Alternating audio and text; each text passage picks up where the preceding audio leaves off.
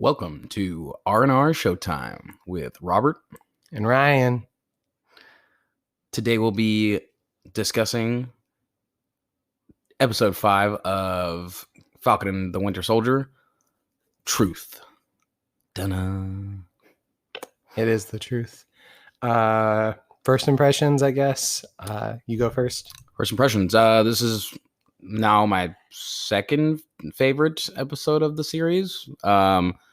I mean, they come out strong and just give us an excellent fight. I think we're all waiting to see happen, and I really enjoyed it. This one had a lot more. I mean, obviously, other than the fight right in the beginning, it was a lot more like relaxed, and it was just kind of going through these more character issues again. But now, since we come this whole way, I feel like all of that meant so much more, and I enjoyed it.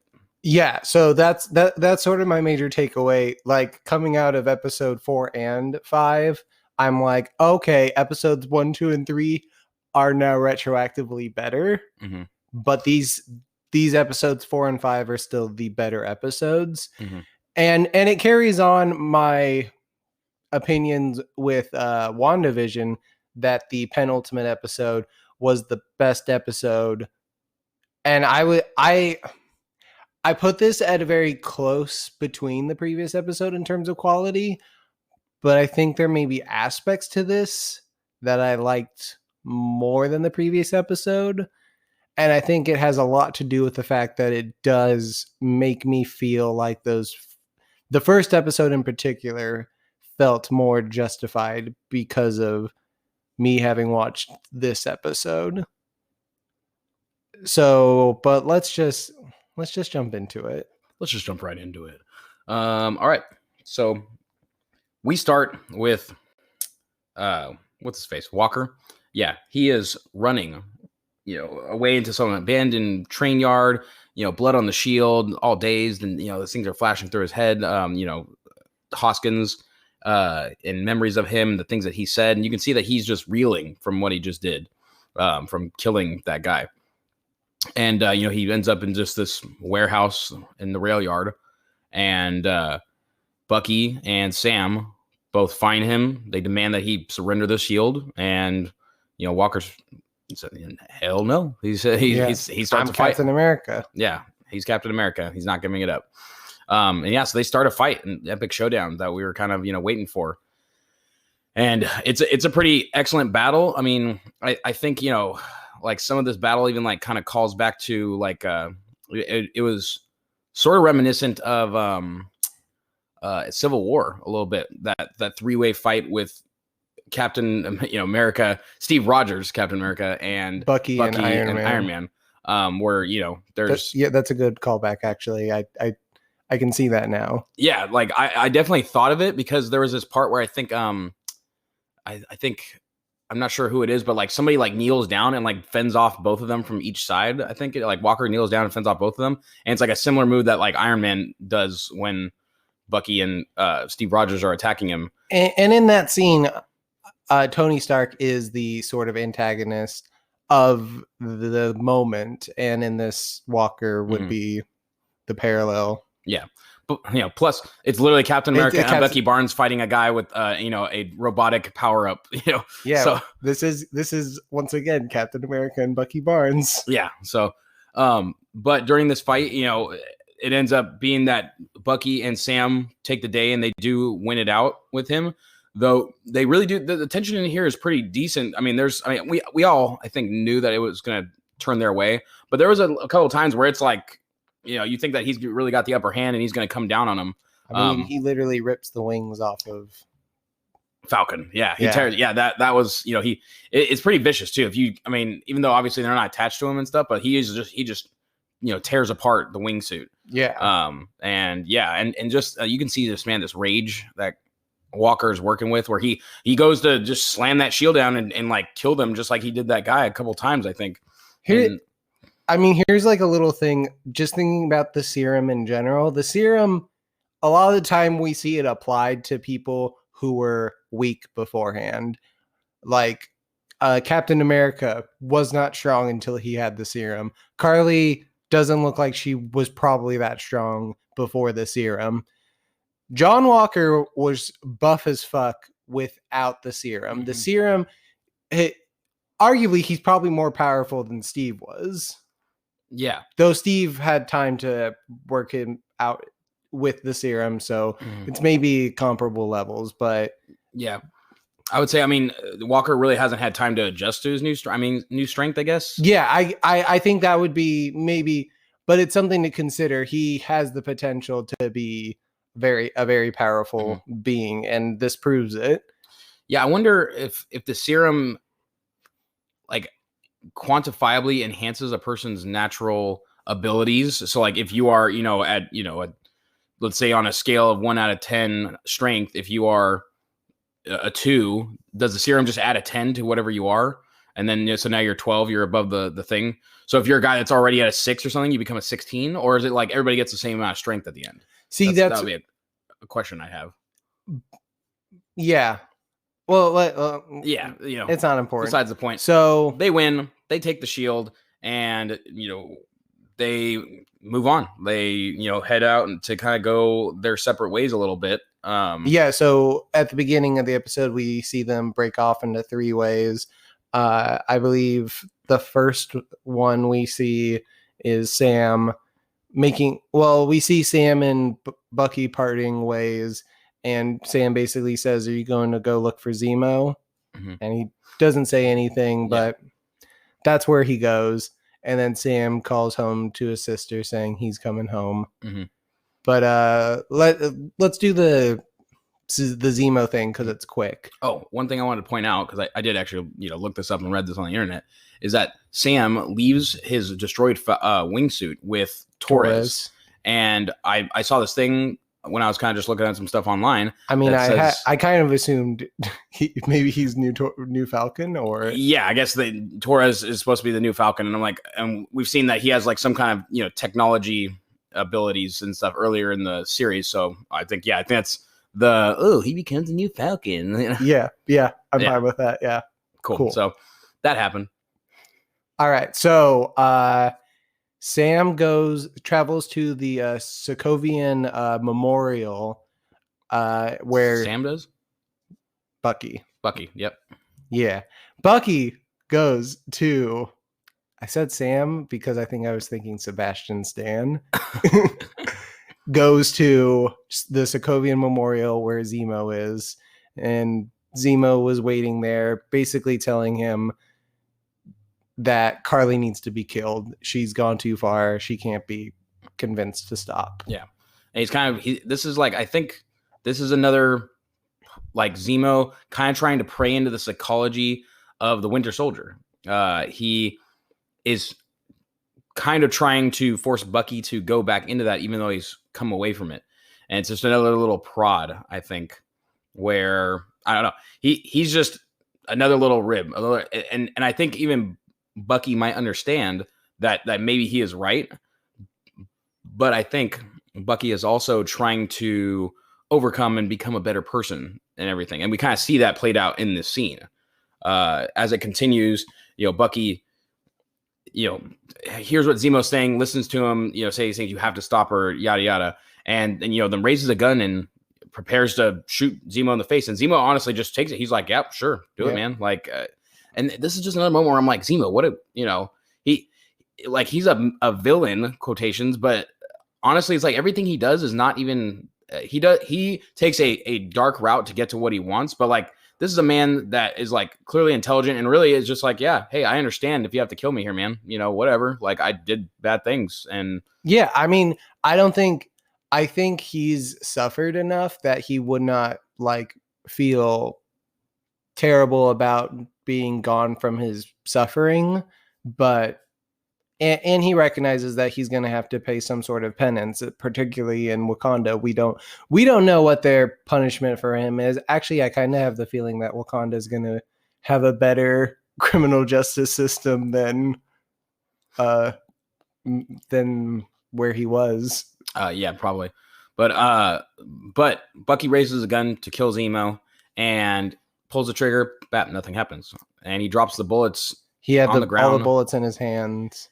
And I think we see this symbolically. I mean, with what Zemo's been trying to do kind of, rib and pull the Winter Soldier out of him. And this is him saying like, no, I'm trying to turn over a new leaf. I'm not a killer anymore. I'm trying to be a better person. Like, I'm going to not, I'm not going to kill you, but you are going to get your justice. And, the Dora Milaje show up to take Zemo, to take him to justice. And they say they're going to take him to the raft, which is the middle of the ocean. Oh, they did say that. Yeah. Okay. The middle of the ocean super jail for bad guys. So, but yeah, so, I mean, I think this is a little bit of hopeful something for Bucky. That, again, he's trying to just be a better person. He's not doing the, like, Winter Soldier probably would have just killed him, but he's trying to be better. So, from that, I think. Oh, but we get him speaking to AO saying that he has another favor for Wakanda. Yes. Also, he does have one favor to ask of Wakanda.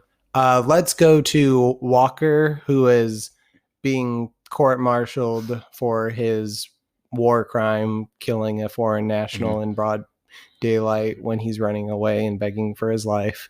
You're not supposed to do that, apparently. Yeah. It's apparently bad. Yeah. Murdering people. Yeah.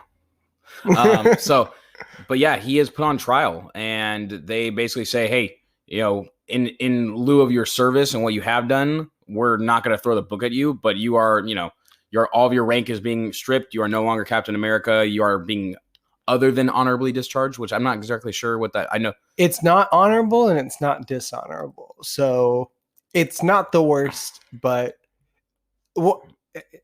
is stripped of his role as Captain America, stripped of all of his benefits as a soldier, which honestly, that kind of rubbed me the wrong way, because it sort of felt like, look, he was wrong in killing this guy, but the guy was a terrorist.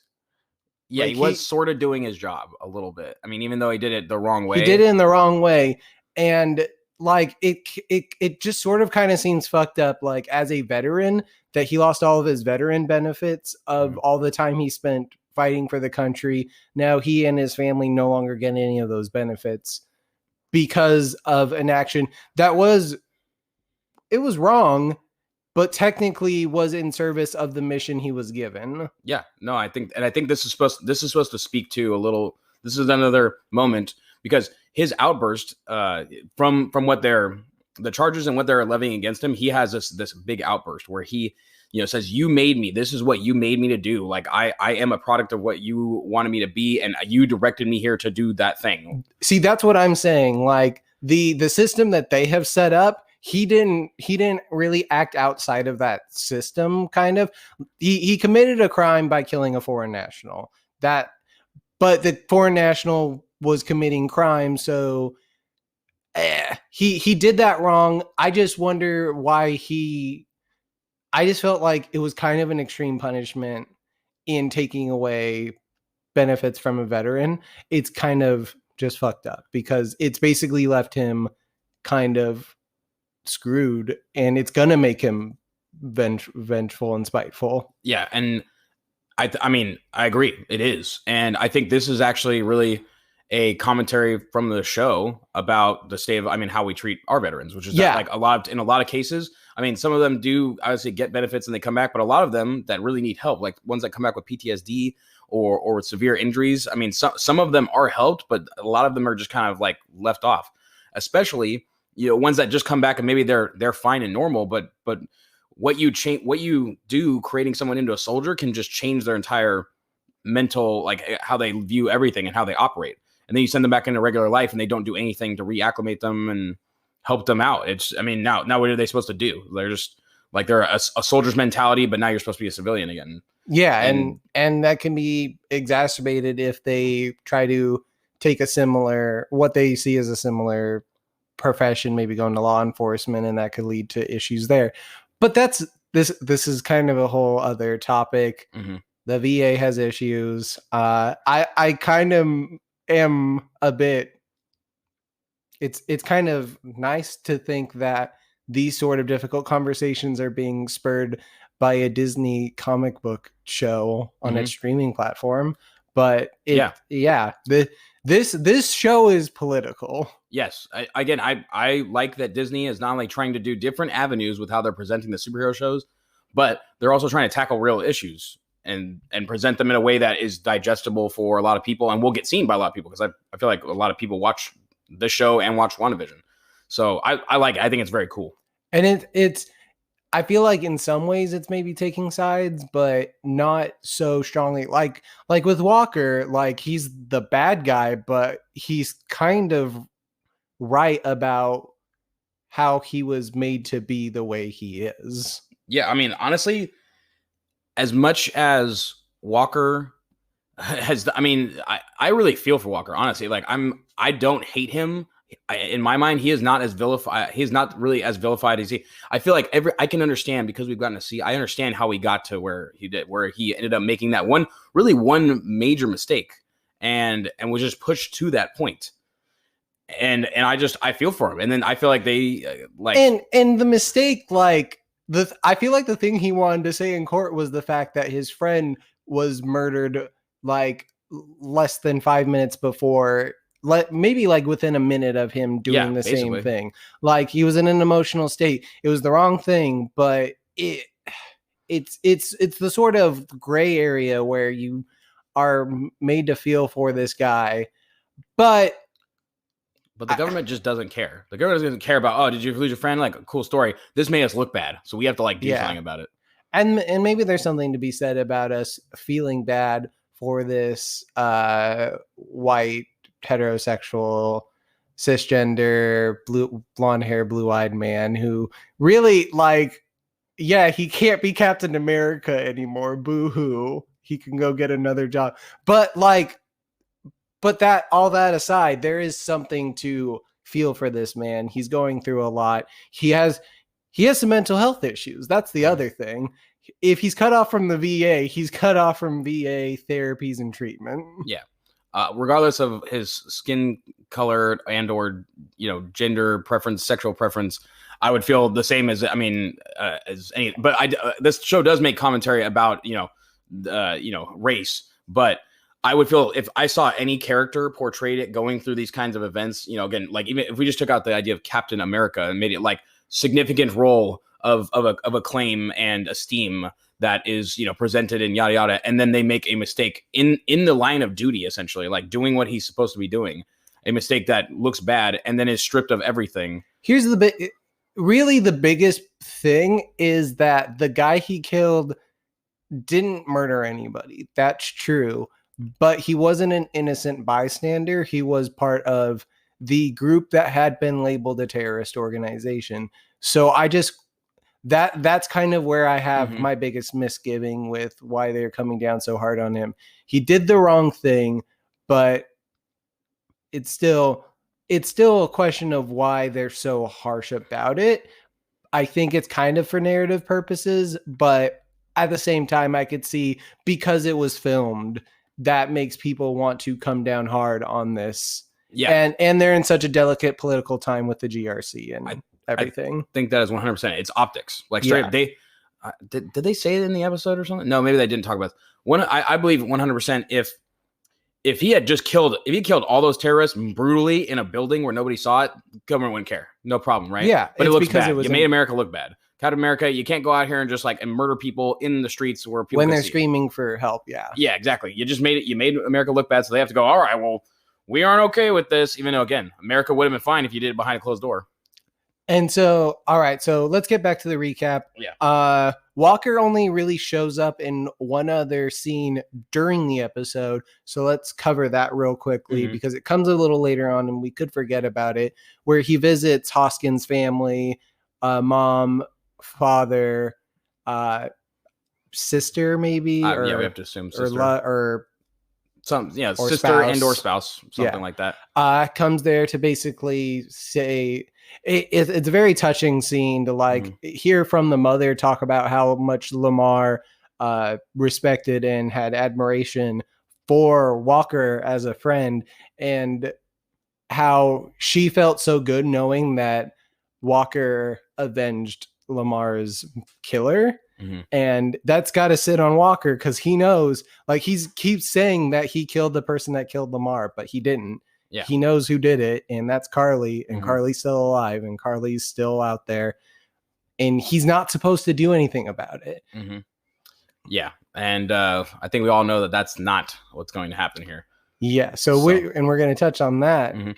One thing before we get any further, right at the end of that scene with the trial when Walker leaves. Oh, yeah. He he goes out, sits down with his wife, and she kind of just, is trying to like support him and say, hey, we're going to recover from this. We'll do something about it.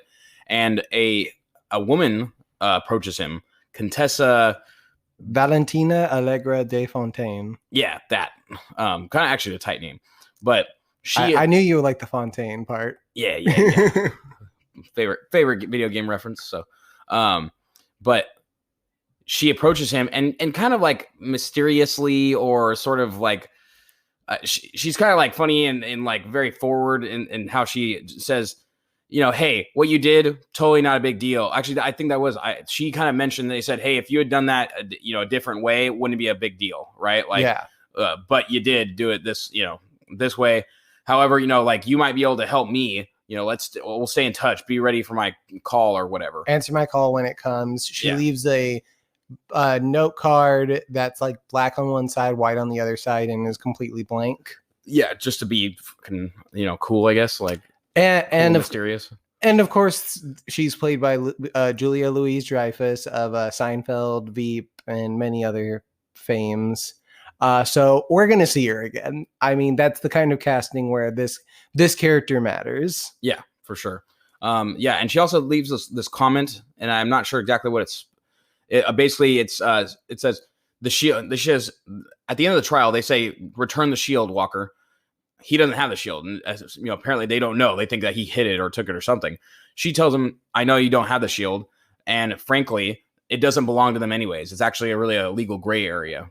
Which I think is true. Like, so here's the thing. I think technically it legally belonged to Sam. Well, I guess it never legally belonged to Captain America. Oh, huh. No. Okay, because it never belonged to him because it was stolen to be given to him, and then he kept it stolen, and then he gave it to Sam stolen, and then Sam returned it to the government as if it was always their property. Mm-hmm. But he was also giving it to them in his own sense. But yeah, so So see, I believe the shield that was given to Sam is not. So it's not the shield that, like, okay, if you look at the the regular timeline or whatever, the shield that Steve Rogers was originally given and then later used again, through all the series. That's not that shield, because that shield was broken by Thanos. That shield was literally shattered in half. The shield that's given to Sam is one that past, Steve that lived a life comes forward, into the future as old Steve and gives that to Sam. So we don't know where it came from, but it was, that is his as far as we can tell. I think it's a legal gray area. Yeah.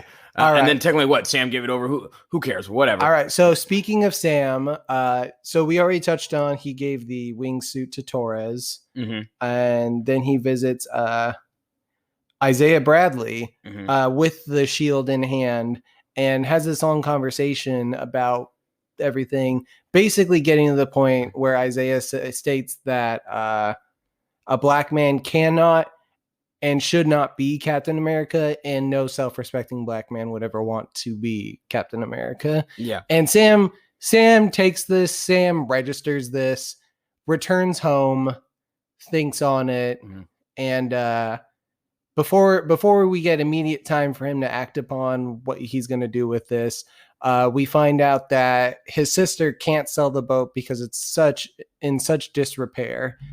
And this leads Sam to get the idea to reach out to his community of all the people that his parents helped and were nice to over the years, and they all come together to help repair the boat. And it's this very nice thing showing how community and working together with people can be very beneficial. And sometimes there's too much self-reliance. Sometimes there needs to be more community. Yeah. And this is where we get the appearance of Bucky again, who shows up to move some heavy machinery onto the boat and to help fix everything along. Yeah. I also think there's maybe a point that is made when he's able to call these people. Sam asked his sister, hey, do people still are there a bunch of people that still owe mom and dad or whatever? And it's the idea that, you know, when you help people, like their parents obviously were like the kind of, he references that his sister like gives meals just like his mother used to. And so that like it was bred into them to be of service to others and to help people. And put goodwill out there, get goodwill back. Yeah, exactly. And you know, obviously they weren't doing it to get assistance, but when the time really did come, when they needed help, people did come back. And so it's a nice moment to take from it where, you know, hey, just be good and do good things and know that it will come back to you. Whether it comes, I mean, it didn't come back to their parents, but it came back to their kids. It's an act of charity. It's an act of community. Mm-hmm. It's a good message to foster. Yeah. So I really like that. We get Bucky, he joins Sam to assist, and we get this buddy action again, you know, them. Yeah. I would say that this is the bulk of the episode is just like kind of Bucky and Sam on a boat. Yeah. And they work on the boat. Bucky flirts with the sister because Bucky's not gay. And and then Sam gets mad. They're bonding essentially. Yeah. Which is cool. And also there's this an interesting little point about Bucky where he like goes to like move like tighten a bolt or something and uses his regular arm. Yeah. And Sam's like, you know, oh, why didn't you use the metal arm? And he's like, well, you know, I don't always think of it first because I am left-handed or right-handed. Or he's like, no, he said he's left-handed. No, he's right-handed because the metal arm's his left arm. Is it his left arm? Oh, I guess this arm. Is it? Yeah, I guess you're right. It is that arm. Yeah. Well, whatever. He says he's other-handed. So like, you know, the arm that he uses is, you know, like his main arm is his human arm, which is kind of like, it's like an interesting thing there that would be said because, you know, it's like you assume that like, oh, you know, you'll always use a metal arm or something, right? But it's like, no, like Bucky is actually like a regular guy and he would want to use the arm that he actually prefers, not the one. And like I said, even if he has a metal arm, like he probably can't feel it. It's probably like a ghosty kind of arm, you know?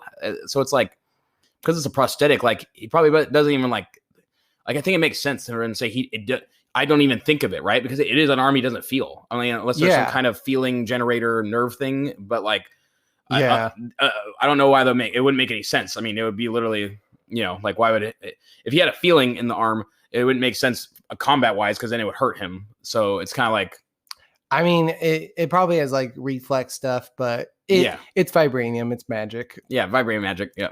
Speaking of vibranium magic, Bucky shows up with a Wakandan package for Sam. Yeah, big fat Wakandan package. Yeah. Real big, black, sleek package. I mean, it's a little silver too. Yeah, a little silver. Yeah. Yeah. Big, black, sleek package. Okay. But yeah. So we don't get to see what's in that during this episode, but we can take some guesses later on. All right. Okay. So they get the boat all together, and then the sister says, I don't want to sell it. So that's that. There's that. We'll see if there's more to it in the resolution next episode. Mm-hmm. But they fix the boat. And then we see Sam begins doing this training with the shield where he does the bouncing it on trees and stuff to be able to catch it. And at first, Bucky's the one that keeps catching it. And they basically have a talk and they seem to get this consensus that they'll work together, but not be partners. They had a mutual friend, but now the friend's gone.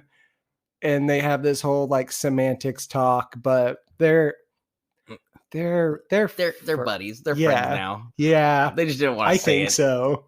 But yeah. Hey man, you know, I gotta say, speaking of vibranium magic, you know, this freaking shield, like it is the most, this shield, we just take it for granted, right? Obviously, Captain America can bounce a shield. Like you can bounce a shield, it goes to targets and then it comes back because things, but I'm just like, this shield is literal magic. It just like, oh, it just bounces between like you just hit this tree and it goes to that tree now. Like that's how it works. This is just how it works. And it doesn't decapitate people. Yeah, it doesn't decapitate people though, but can lodge itself into a tree trunk. Yeah, it doesn't like murder people when it hits them. Yeah. It just like knocks them out. Yeah, like it decides to be a little non-lethal when it's hitting a person, but like if it's hitting a structure, like it'll slice into it. Like whatever. Yeah. Magic vibranium. So Bucky and Sam part ways and we move on. You're like, okay, buddy, I'll see you later, guy. Yeah. So, I mean, they part ways, and I guess the next thing that we have. Well, we get more training with Sam for a little while. Yeah. He's Uncle working Sam. out. Yeah, we get to. I want to say there's 3 separate times where his nephews run up to him and say Uncle Sam in unison. Yeah. Like, we get it. We get it. Captain America, Uncle Sam. But yeah, so I mean, he's got a cool training montage where he's like, I'm practicing to be Captain America. Look at me. Yay. Very good stuff. Yeah, he starts like doing flips from a standing position, and like I could barely notice the stunt double in there, but yeah, I mean, like Anthony Mackie's in shape, but I don't think he's doing all the flips and stuff. Hey, you don't know that, all right? Yeah, let's give Anthony Mackie a little credit here. I mean, we see him running, we see him like busting his ass, like he's putting in a good workout. Yeah, no, for sure. But yeah, so we see this cool training montage, and we kind of see Sam. You know, it's like the Rocky getting ready, like, oh, I gotta get in shape to be Captain America. Gotta know how to use my shield and do the thing. And yeah, so and he gets this basically call from Torres saying that there are these pings anytime right before a Flag Smasher attack occurred, and one of these pings has occurred in New York after like a while of silence. And so Sam knows what he has to do. He goes to open the Wakandan trunk. We don't see what's inside, but basically it looks like he's heading to New York to try and solve this thing. We can presume, I don't think we see Bucky again after he left Sam. No, we don't. But we can presume he went back to New York because that's where he was. During their conversation, Sam said, you know, go be of service to others, go make real amends. You know, he does have this very good character building discussion that we kind of glossed over it. Yeah. Their talk was actually really like fundamental to kind of how Bucky's moving through. He comments to him, you know, hey, you know, you haven't been making amends, which is what Bucky thought he was doing. You've been avenging. You know, you're going out here and you're fighting the bad guys and stuff to make things right. But making amends is not about, you know, like, you know, getting rid of the bad stuff. It's about being of service to others. It's about, you know, doing something hard, like, you know, and basically we know it's like calling in that Nakashima guy. Yeah. Nakashima's in New York. Yeah. And Sam basically says you only have to just start with one person. Mm-hmm. And we're painfully aware of what Bucky's going to have to do. And I think it's going to be, I think Sebastian Stan is going to bring it in this next episode for that scene. But we'll see. Yeah. So we'll have Bucky conveniently in New York when stuff's going down. We do have some other, as we lead into the end of the episode, we have some other scenes, like we get Sharon Carter. She's making a call to some person saying that she'll pay him double to, I can't remember if it's like kill somebody or do something, like get it done this time, and mentions, I saved you from an Algerian prison, and the guy's talking in French. So we presume it's dude from the beginning of the season, which I looked up. His name is Batroc. Let's call him Batroc. Yeah, Batroc, the bad French guy. I'm French. Yeah, and then so we also get a scene where we have Carly. We have Carly with her, you know, people assembled, and she meets with Batroc, who's brought her a bunch of like heavy badass weaponry, and he's also like, they're on the same side essentially. They're here like we're, you know, he's really got a grudge against Sam because Sam blew his operation right there in the beginning. You know what I appreciate about that scene in particular is that they're just sitting at a park bench and they start talking French with this dude. And so there's 2 aspects about the scene that I like. One, where she sets out the cell phone thing and sends out notifications, and like everyone in the park turns their attention to her because they were all in on it. And it's this very cool, once again, kind of John Wick-esque moment. Yeah. But what I find to be the more cool moment is when it basically reveals that the park was in New York. Yeah. Like it because like you just assume that she's in Europe this whole time. Yeah. And like you just pull up to like show some like some Empire State Building, I'm assuming.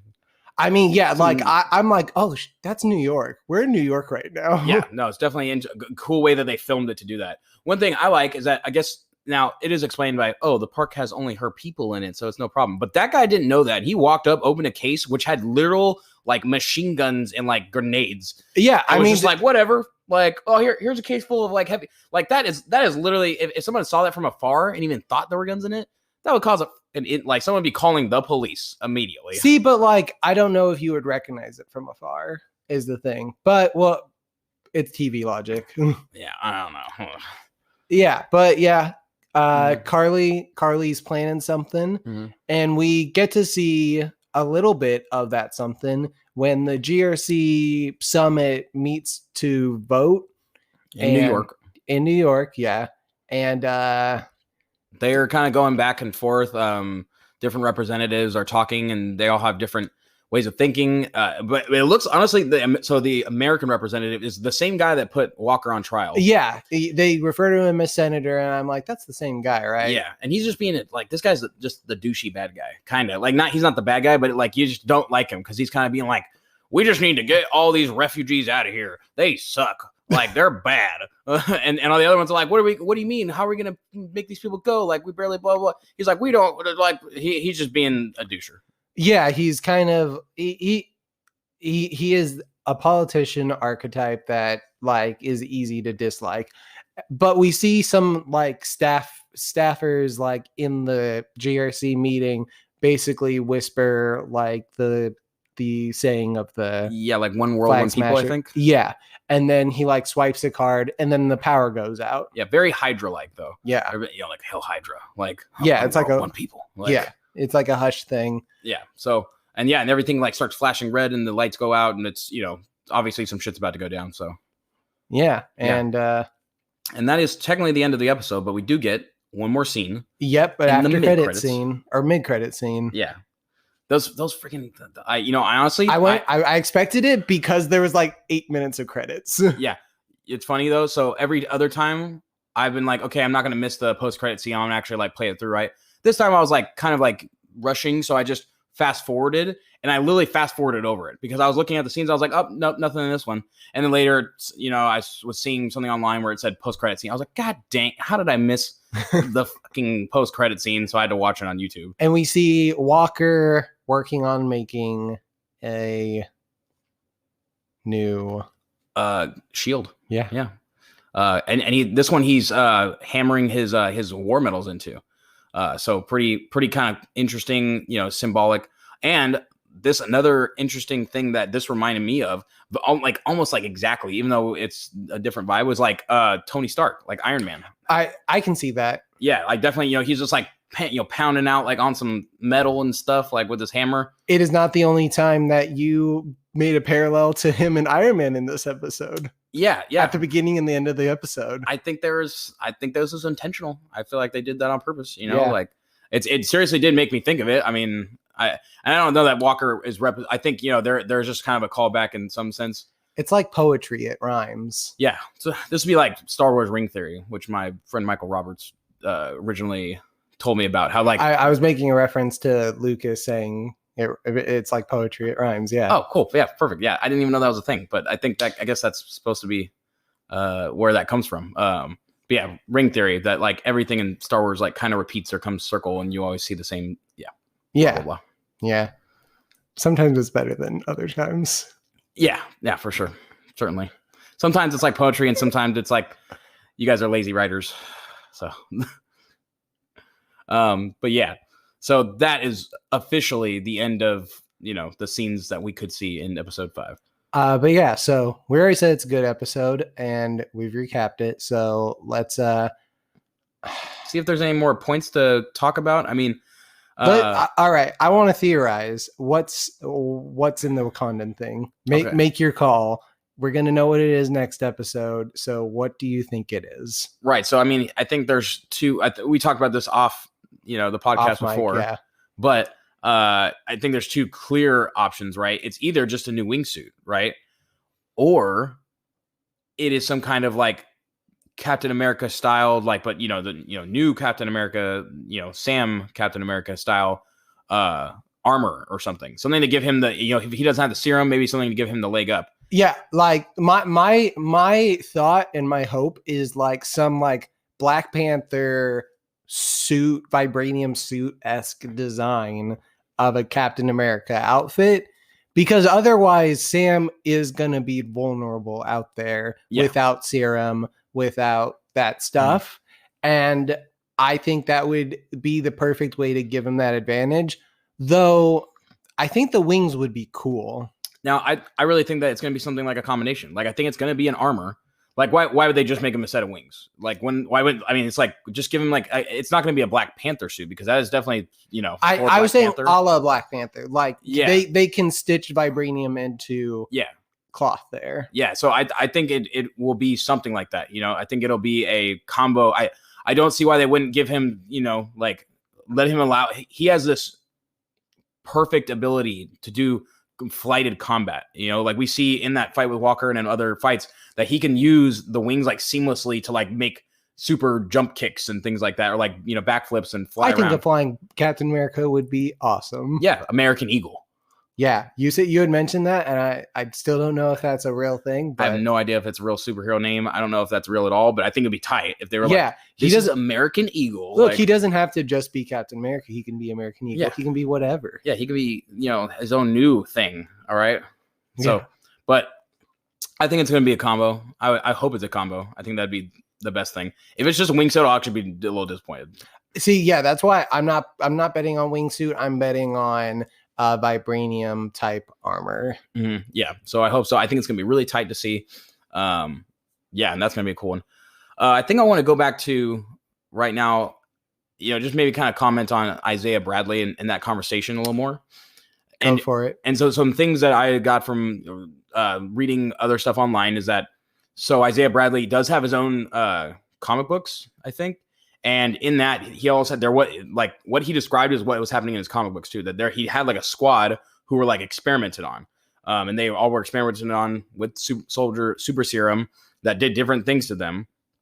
And this is a la very the real historic thing of them experimenting on Tuskegee Airmen. Yes, giving them syphilis apparently. Like that was the thing, which is just what the fuck is wrong with the government? Like basically. And the trials ran into the time when they had a cure for syphilis, but they kept it going because they just wanted to see what the long-term effects were like. They just wanted they wanted the research, and they're like, and these men the whole time were being told that they were being treated for it. Mm-hmm. Yeah. And so, it's one of the most horrific things. Yeah, just terrible. Fucking.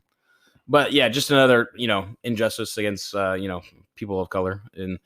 And yeah, I mean, I think his whole position there. I mean, what do you think about what he said? Like, I guess the point is that Sam wouldn't necessarily just take, because that is his opinion is totally understandable, and it comes from a place that I think anybody will get it. Like, we get why he would feel that way. I think anybody who lived through his experience would have his exact opinion. Yeah, but how does one reckon with that? How does one how does Sam?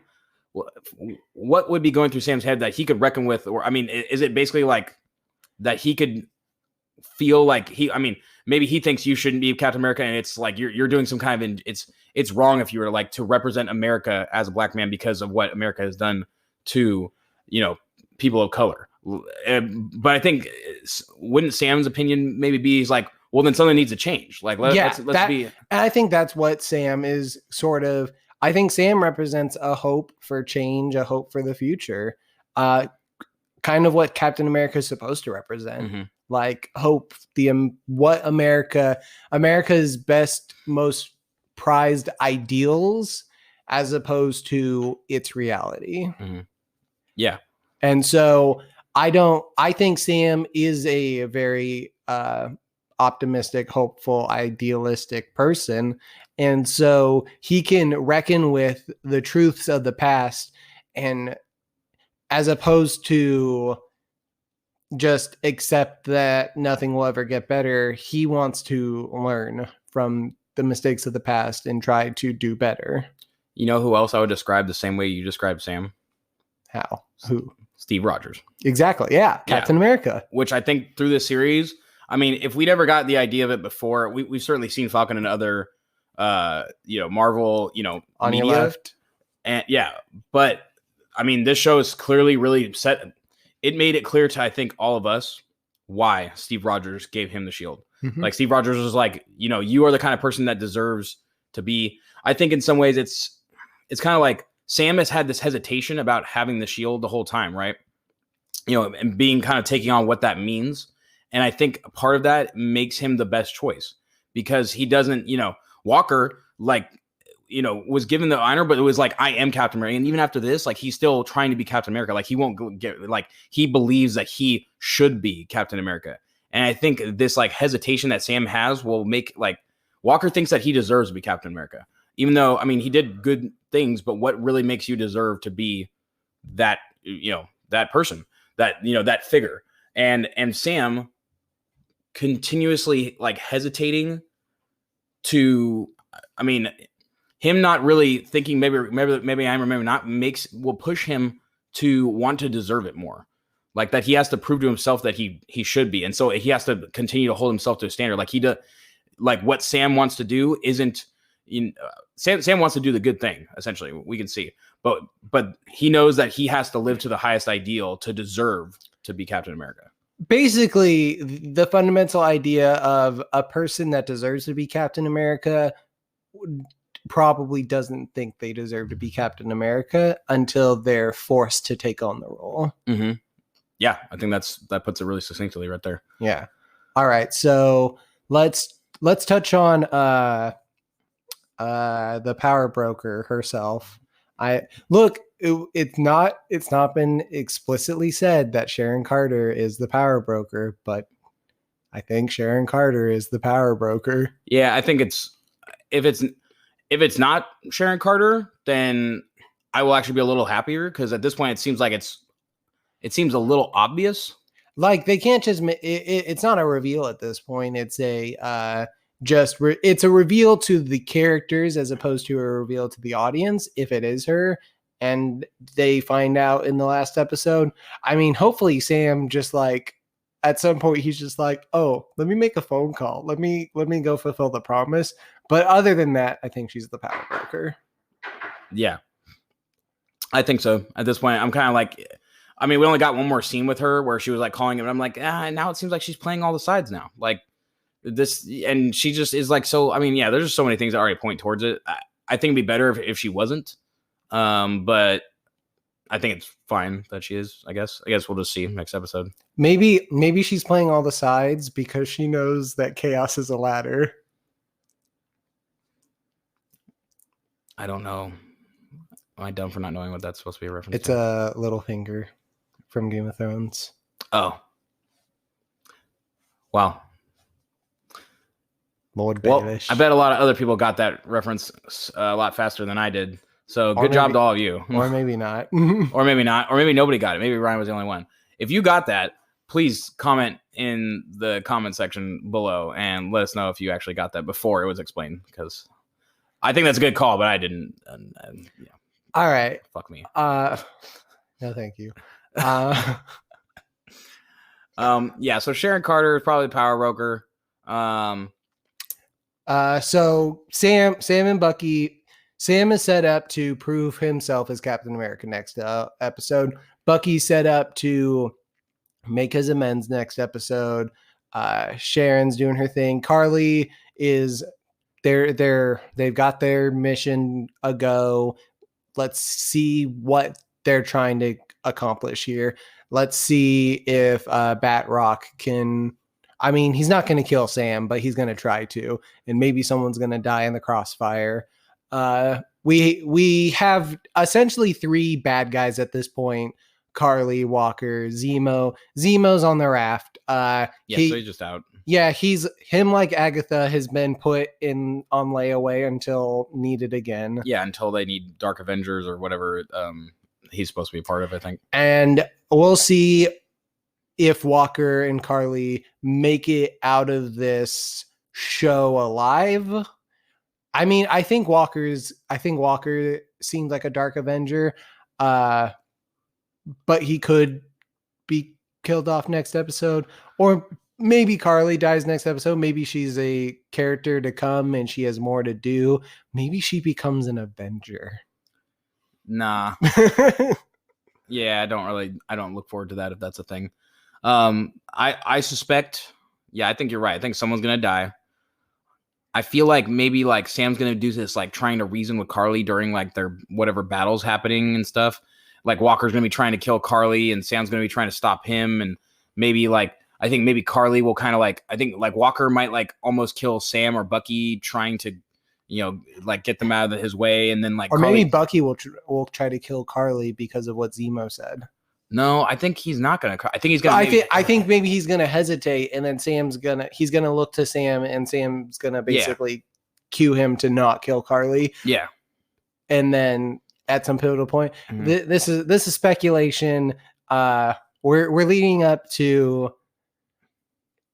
Here's one thing I want to say. I feel like the setup to this finale is arguably a better setup to a finale than the penultimate episode of WandaVision, which was my favorite episode of WandaVision because of the scenes in that episode. But as a setup to a finale, it was kind of iffy. And then the finale was what it was. It wasn't the worst. It wasn't bad.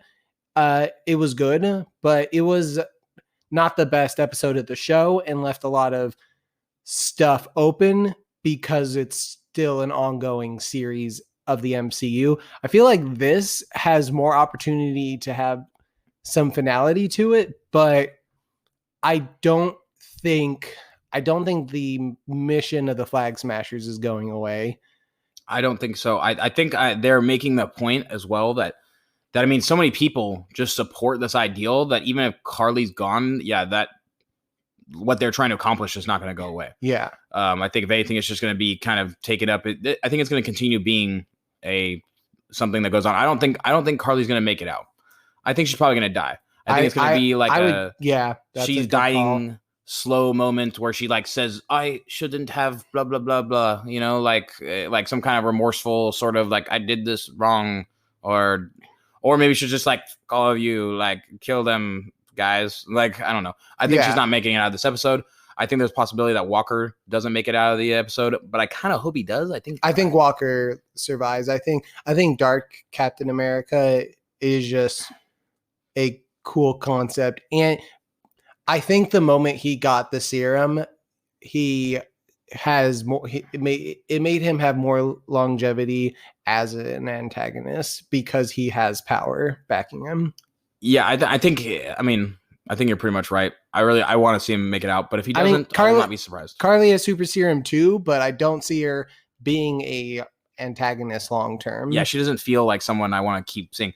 I think seeing Walker show up again to be a foil to what Sam is becoming, Sam being the new this new representation of Captain America, and Walker being a dark shadow, someone to oppose him, is something I want to see again in the future. So I think they should let him persist.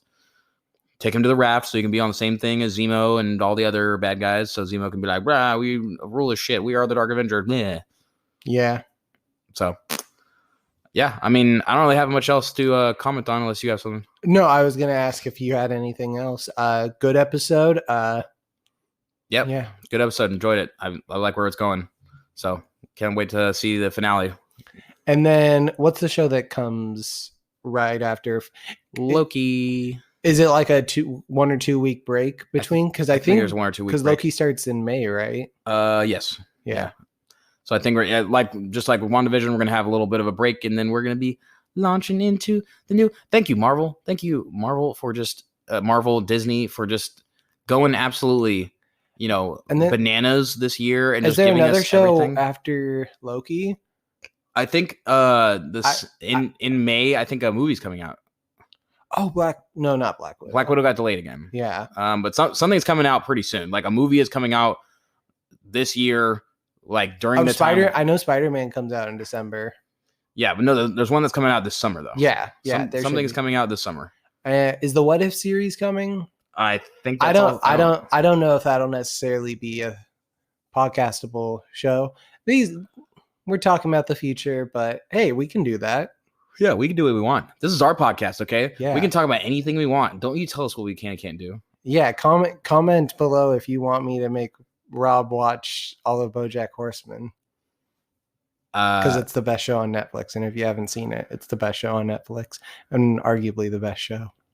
I don't know that that's true, but you know, I mean, it is the best show on Netflix. if this video gets 20 likes, I will definitely watch all BoJack Horseman. I mean, I will make 20 accounts just to give this video 20 likes. If this video gets 100 likes, and see, then that's just unrealistic. I can make 100 accounts. if this video gets 100 likes, well, then all you gotta do is share it and make sure everybody knows about it. So Yeah. share it with your friends, everybody. Make sure everybody knows about this. Get it to 100 likes. Come on, use the power of the internet. Go watch BoJack Horseman. It's the best show on Netflix. Yeah. The first season is okay. Yeah. Well, with that, I think we're gonna wrap it up. All right. Well, this has been Robert And Ryan. till next time, folks.